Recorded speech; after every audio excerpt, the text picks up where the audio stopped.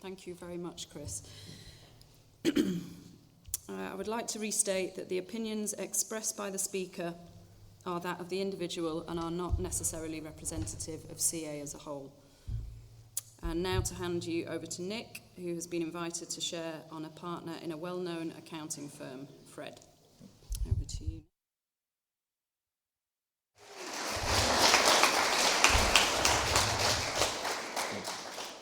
Thank you, Emma. My name's Nick. I'm a drug addict.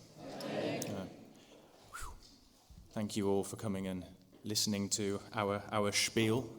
I was going to start off by diving into something that Chris actually was saying at the end, which was, actually, I'm kind of here. I've been asked by Lenny to share a little bit about Fred. I'm going to try and link some of my own personal experience as a drug addict to what happened to Fred. But ultimately, actually, I'm going to start out with an admission that a lot of the things that I'm about to talk about, I don't actually know why they happen.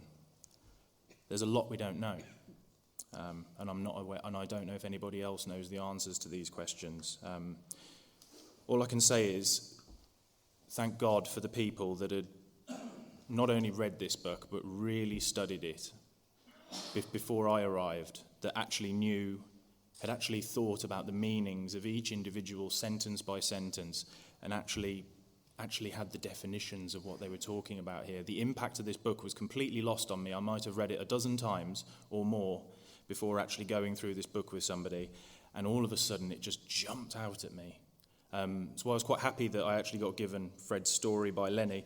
I'm not going to go too much into the detail of who Fred was. For those of you that are familiar with the story, likeable character, nice guy, obviously a good earner, partner in an accounting firm, living in New York.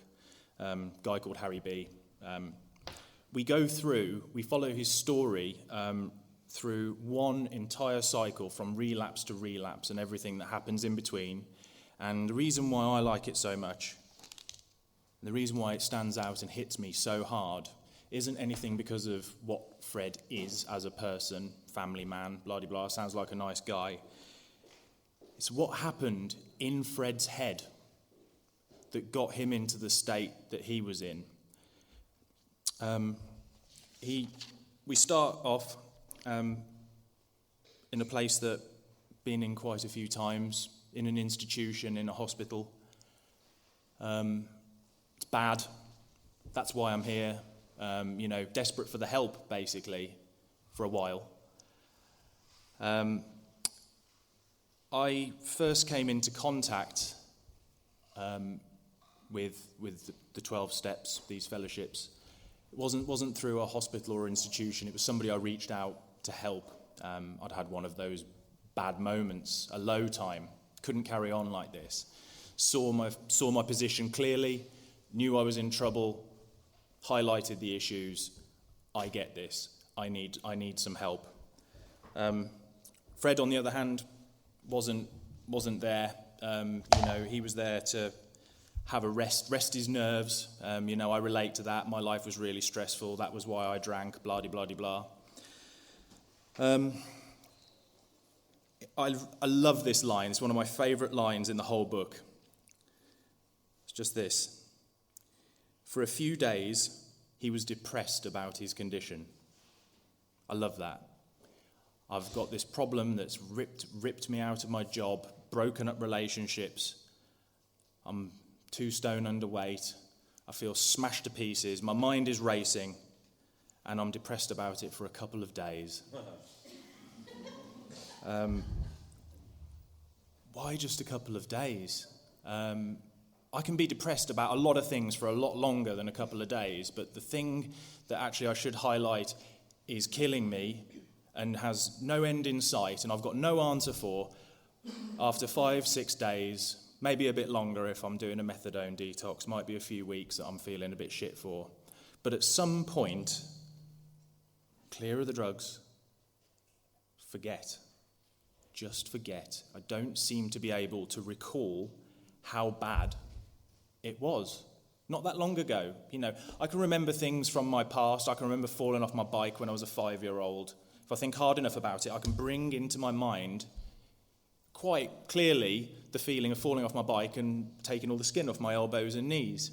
So why is it that when I've just come out of a 28-day methadone detox, within a few days of coming back home, it's not really living with me anymore. It's a bit blurry. It's a bit of a haze. I don't think about it every day. When I try and quit, well, something interesting actually. I'm one of those people that I decide on a nightly basis that this is the last night. This is it. To the best of my knowledge, I'm determined when I decide I'm going to stop on a nightly basis, or almost every nightly basis. Most of the time, like 90% plus of those times, I'm usually back up at 2 a.m, swigging morphine and drinking, trying to get back to sleep. And the resolution that I made 4 or 5 hours earlier or 3 hours earlier is already broken, and I've forgotten about it. Oh well, tomorrow. But sometimes that willpower, or whatever you want to call it, seems to go a very different way. It seems to get strong, seems to become a lot more useful to me. And that's quite odd because it's completely and totally random. In fact, I've probably done, not loads, but I've probably completely dried out or detoxed probably about 9-10 times in my life. At least half of those, I wasn't even actually that bothered about quitting at the time. I just felt like doing it, so I did it, and I just did a rattle and went through it, like 9 days of crap lying on a sofa. If willpower's that good, why the hell have I got it sometimes and I haven't got it other times? Sorry for swearing, I know there's kids in the room. It's a baffling, that's baffling. It doesn't seem to have any sense it doesn't seem to make any sense. The reasons that I stop for don't make any sense, and the reasons that I start for don't make any sense either. We go into, well, one important thing about this that I really agree with Fred. When he dries out, gets sober, goes about his business, he says another thing in this book, in fact it was in the reading, just says, during this time, I had no trouble refusing drinks. Now that goes against conventional wisdom. I've been sitting around in, therapy sessions and circle groups and one-to-one counselling and all this kind of stuff, and I've had people telling me it's really hard to stop drinking. It's really hard to stop using. It's a challenge. And I'm not taking away from the fact that going through a full-blown detox, as many people in here will know, that's not a nice thing. It ain't pleasant and it ain't easy. And the temptation to take that physical stuff away is enormous. But when I'm free of all of that, 99% of the time, I'm not thinking about drugs. I am one of those people that, yes, okay, I've been a bit depressed because I've lost everything, or I'm rebuilding everything and it's hard and I don't have any money and all this kind of stuff, human stuff. But I don't actually remember ever really having that kind of, a month clean or something. I don't remember having that thing, people say, it's on me, and I'm just, I've had that at the beginning. But as a rule, my life generally tends to improve because I'm not destroying my life at that point. Things are on the up. Now, what good is willpower? Well, firstly, what was my success rate with willpower? Ultimately, it was 0%. It never worked long term. The problem with willpower and trying to defeat a drug problem seems to be that if willpower is to be successful, it's got to work 100% of the time. But if a relapse is to happen, it's only got to happen once. The odds are terribly, terribly stacked against somebody who doesn't seem to have normal functioning willpower. So, I'm a little bit like Fred. I've had every excuse to stop, no excuse for using, can come up with a million reasons why I use, and none of them make sense when I consider what sort of person turns round and actually can convincingly say that I decided to turn my life into a pile of hell because my life was a little bit unsatisfactory. It doesn't make any sense. None of the reasons that I gave were real. The fact of the matter was, and the point that I eventually came to when I came into recovery, was the only honest response I've ever given when people have asked me why I use, and it's that I don't know. I don't know. I can't tell you the truth. The best I could come up with was, I think I've got something really wrong with me. It wasn't until somebody sat me down and started taking me through this, and they were very, very honest with me. They said, what we can do is we can explain your behaviour, we can match it to ours, and you can also match it to this book. This book was written for you by people like you. They were baffled. They had no answers. And what they've done in this book is they have put down and they've described what happens to us, not in our lives, but in our heads, just before we end up picking up that first one. Like I said, I've tried many, many times to stop. I seem to have been successful for a time, but always, inevitably, it's always ended up going wrong. I like what it makes it very, very clear in this book, in this reading, that we're not just talking about having problems and using drugs as a response to problems. And I'm glad they wrote that like that as well, because frankly, a lot of my more confusing relapses have happened at the end of good days, in the middle of a good day, when I've just literally got my girlfriend, I've just convinced her to move back in with me. After 3 months of living out, so she's moved away, gone back to her parents, and after 3 or 4 days of her coming back, I've been absolutely over the moon about it, and then all of a sudden I've picked up the phone and decided that it's going to be absolutely fine. I don't need to worry. I'm going to handle this somehow, but I am going to order a few. Makes no sense. Fred says at the end of this particular dry spell, I like the fact he says this particular dry spell, he went away for a year and obviously had a few attempts. He said, I had no pressing problems or worries. My business had come off well. I was pleased and knew my partners would be too. It was the end of a perfect day, not a cloud on the horizon. And then all of a sudden the thought occurs to him that he's going to be okay. And so he does it again. If you're an addict or an alcoholic that has that kind of experience, that something goes wrong in your mind, something, like Chris quite aptly put actually, it's not what happens to me when I relapse. It's what doesn't happen to me, which is I don't get the normal thing. Somebody else would think, it's like going and beating your face into a wall. You know, you do it once. I don't know if anybody's even done it once, but the point is, it's something that hurts is memorable. Memory stops us doing it again because we have an experience that prevents us from doing something stupid. That's called survival. That's called having normal human instincts.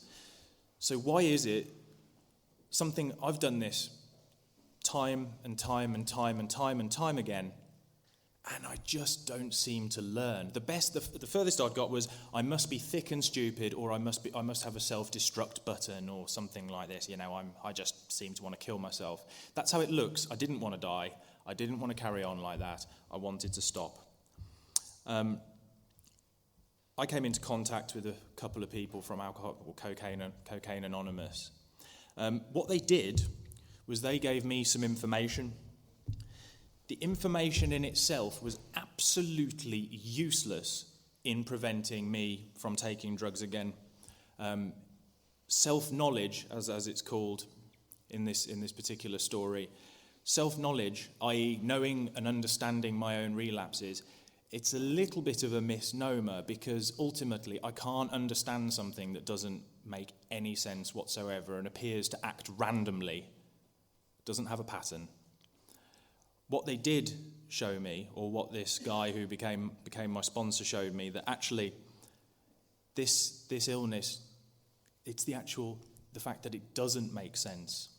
This malady, once it has a hold, it's unpredictable. You can't work your way around it, and no amount of straightforward learning is suddenly going to grant me the necessary tools of memory, willpower, keeping on guard, vigilance, whatever it is that's going to help me stay clean.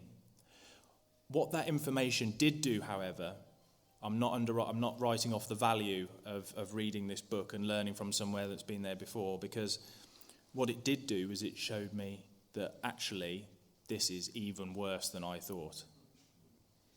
This actually looks like I could be finished. This illness is incurable.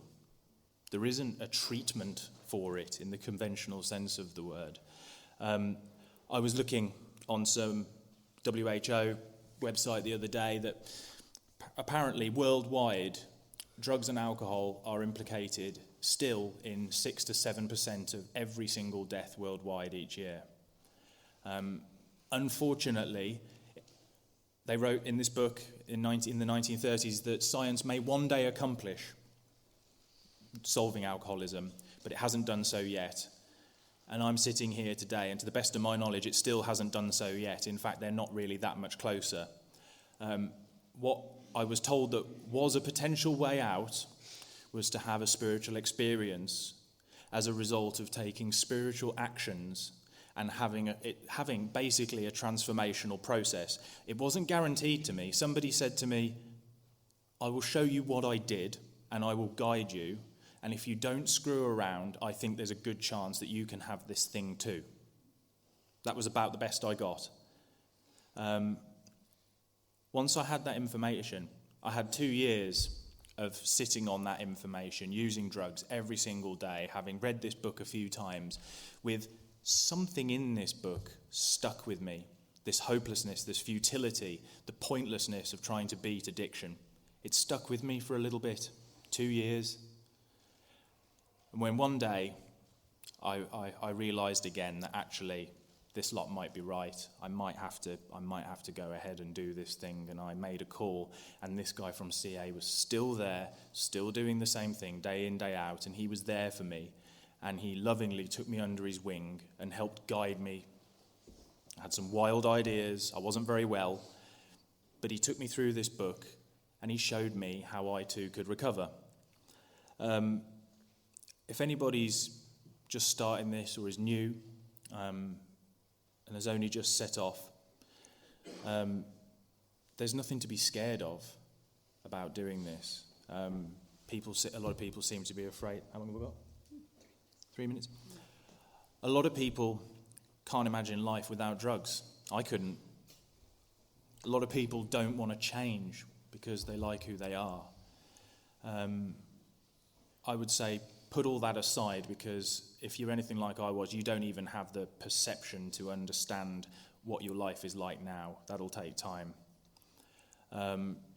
This program is at once the most simple and the most complex thing I've ever known in my life. It's the one thing that I know full well, like Chris says, has been around a lot longer than me, that just keeps on learning in this stuff. More is always being disclosed to us. All that's necessary on my part is just staying willing to learn, not relying on knowledge, and always trying to seek further spiritual growth. And by that I mean, for me, recovery is essentially a life lived the opposite way to self-will, which is the way I used to be. That doesn't mean I'm a totally changed man. I'm completely better. What it means is that I've become willing to take guidance. I've become willing to try and understand a different way of living. It often feels like it's doing the opposite of everything I want to do.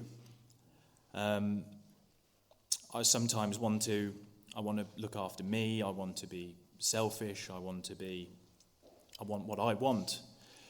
Recovery is the opposite of doing that. Some of it comes naturally and some of it has to be tried at. But I found that by far the greatest gift that I've ever been given in this thing is the ability to help, or to try and help other people, and to try and pass on a little bit of what I was taught to me onto other people, because this really is often the very last chance saloon, the last house on the block, as people say. If you knew, or if you've just come into this,